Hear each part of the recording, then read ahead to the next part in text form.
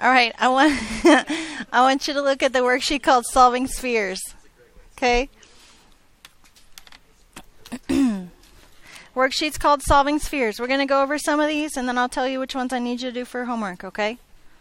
Please look at problem A. Problem A, right here. What do you think we should do first when we're solving problem A? We need to isolate the A, don't we? Okay, so what are we going to do as far as solving or isolating the A? What are we going to do first? Subtract 11. If I subtract 11 on both sides, I get A to the 1/3 equals 5.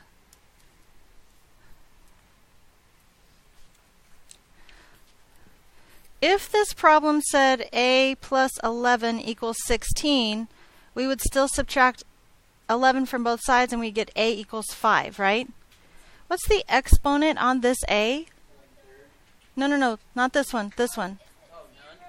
It's 1, right? The exponent, when we're solving an equation for a variable, we have to get this base to have an exponent of 1. In this particular problem, is this exponent 1? It's not completely solved until that exponent is a 1. Okay? So we have to figure out a way to make that exponent become a 1. Okay? What could I multiply 1/3 by to become 1? To make it become a 1?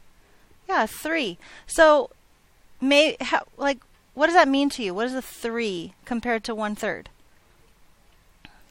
It's a 3 over 1 for sure. How does that compare to 1/3?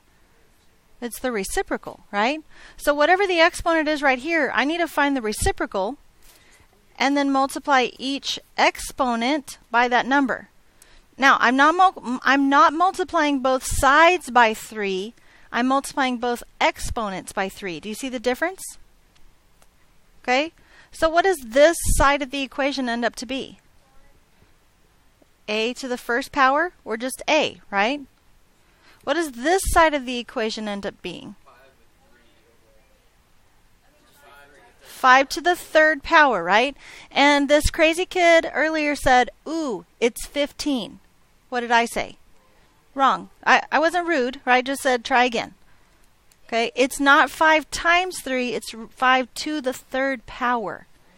It is 125. And if you don't know that off the top of your head, that's okay, because you can put that into your calculator, can't you? Okay? So A is finished. Are we good? You can tell if it's right because you can always substitute it back in and solve. Okay? Prove it. Yeah, checking your work. Okay? So what about C? How would we do problem C? Again, we're going to isolate the variable, right? So what do I have to do first to isolate the variable? Very good. Multiply both sides of the equation by 11. If I multiply both sides of the equation by 11, that simplifies and I get C cubed plus 4 equals 220. Next step, subtract 4 from each side. C cubed equals 216. So what is the exponent on the C? Like everything's away from the C, it just has the wrong exponent, right? So right now it's a 3, so it's the reciprocal. I know what you're thinking about. We'll talk about it in just a second. 1 over 3 is the reciprocal of 3. So if I raise both powers, to the 1/3 power, if I raise both exponents, to the 1/3 power, what happens to the exponent here? That's a good question, okay? Whatever this exponent is, it's supposed to be a 1. But the way I get rid of this is by multiplying by its reciprocal. So right now it's 3, so the reciprocal of that is 1 over 3. And that equals 1, absolutely. So I end up with C equals, what is 216 to the 1/3 power?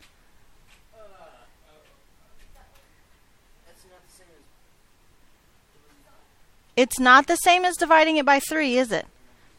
Okay. There's absolutely a way to do it on the calculator. Let's look and let me make sure you know how to do it. Okay? So I'm going to find a scratch pad. And I'm going to say 216 raised to the 1/3 power. Yes, it is 6. Okay? Yes, sir.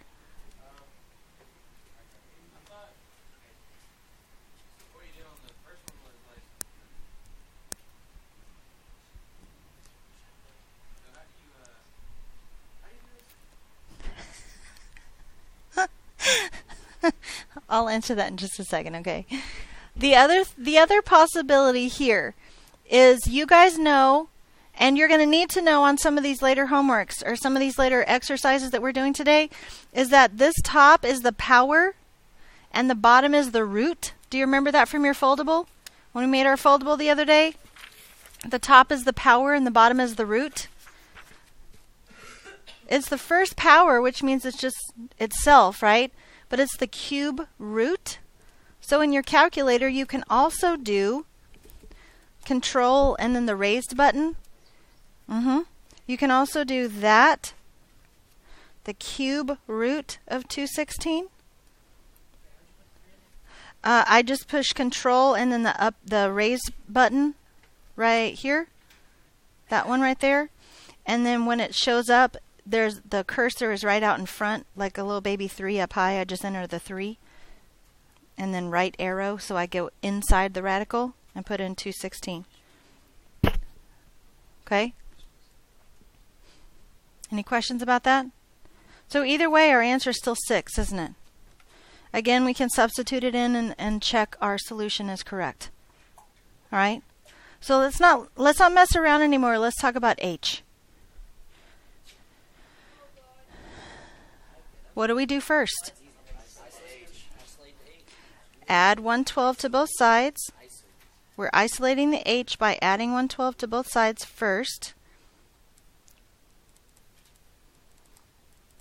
So we have 1/8 H to the 2.4 power equals 512. Now what? I have to get rid of the 1/8. It's multiplying by a fraction, so we want to multiply by its reciprocal, right? So I multiply both sides by 8. And I get H to the 2.4 power equals 4096. 512 times 8, right? So now what? I did multiply both sides by 8 to get rid of that 1/8. So what is the reciprocal of 2.4? Okay, so there are some people that have a problem with that because we are purposely putting a decimal in the bottom of a fraction. Do you have a problem with it? Because I don't. We're not doing it to leave it there. We're doing it to eliminate that exponent, right? 1 over 2.4. Because we could change 2.4 into a fraction and then find the reciprocal of the fraction and multiply both sides that way. It's the same thing. It's the same idea. So we can do 4096 raised to the power of 1 over 2.4. It's 32. Excellent. So H equals 32. Okay? Now on this particular paper, one of the ways, it's not an exact way, but one of the ways that I know it might be right is the fact that there's a balloon over here with a 32. And then there's a balloon over here with a 6 and a balloon over here with a 125. Okay? So that might help you out a little bit. I don't know how much, but it might help you out a little bit. What? Uh-huh. Okay? All right, so please circle these. B, E, F, and G. B, E, F, and G. On exponent practice 1, please circle 4 and 5. On exponent practice 2, please circle 1, 2, 4, and 8. And on exponent practice 3, 3, 4, 5, 6, 7. Okay? So, a couple things. A lot of this should be classwork, right? You have the rest of the period to work on these. There's 15 problems.